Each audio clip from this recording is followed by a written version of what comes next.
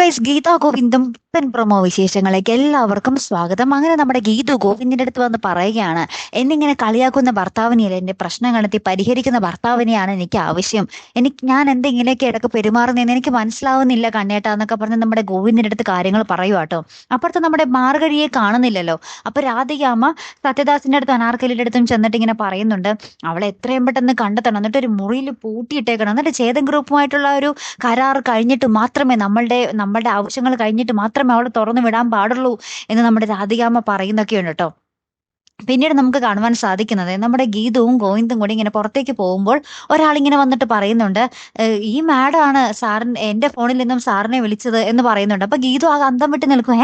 ഞാനിപ്പോ സാറിനെ വിളിക്കാൻ വേണ്ടി ഫോൺ മേടിച്ചു എന്നുള്ള രീതിയിൽ നിൽക്കുക കേട്ടോ. അപ്പൊ ഇവർക്കൊന്നും പിടികിട്ടുന്നില്ലേ. ശേഷം കാറിന്റെ ഉള്ളിൽ കയറിയിട്ട് നമ്മുടെ ഗീതു ഇത് തന്നെ ഇങ്ങനെ ആലോചിച്ചുകൊണ്ടിരിക്കും. അപ്പൊ നമ്മുടെ ഗോവിന്ദ് പറയുന്നുണ്ട്, നീ ഒരുപാട് ഒരുപാട് കാര്യങ്ങൾ എന്റെ നിന്ന് ഒളിക്കുന്നുണ്ടെന്ന് എനിക്കറിയാം. അത് ഞാൻ ഒരുപാട് അങ്ങോട്ട് ചോദിച്ച് നിന്നെ ബുദ്ധിമുട്ടിക്കുന്നില്ലല്ലോ. നീ സത്യദാസിൽ എന്ത് പറഞ്ഞാണ് വീട്ടിൽ നിന്നും പടിയിറക്കി വിട്ടത് എന്ന് നമ്മുടെ ഗോവിന്ദ് ചോദിക്കുന്നൊക്കെ ഉണ്ട്. അപ്പൊ നമ്മുടെ ഗീതു ആകെ ഇങ്ങനെ പതറി നിൽക്കുന്നൊക്കെ ഉണ്ട് കേട്ടോ. ഏറ്റവും ഒടുവിൽ നമുക്ക് കാണുവാൻ സാധിക്കുന്നത്, നമ്മുടെ അജാസ് വെച്ച ക്യാമറ വഴി നമ്മുടെ ഗോവിന്ദ് ഇങ്ങനെ നോക്കുക ആ വീട്ടിൽ എന്താണ് ഇപ്പൊ സംഭവിക്കുന്നതെന്ന്. അപ്പൊ നോക്കുമ്പോൾ കാണുന്നത് നമ്മുടെ രാധികാമ്മയും വരുണും അനാർക്കലിയും സത്യദാസും ചേർന്ന് ഒരു മുട്ടൻ ചർച്ച ചെയ്യുകയാണ്. ആ ഒരു രംഗമാണ് നമ്മുടെ ഗോവിന്ദ് കാണുന്നത് കേട്ടോ. അപ്പൊ എന്തായാലും നമുക്ക് കാത്തിരുന്ന് തന്നെ കാണാം. അപ്പൊ അടുത്തൊരു വീഡിയോയുമായി വരുന്നത് വരയ്ക്കും. Good bye.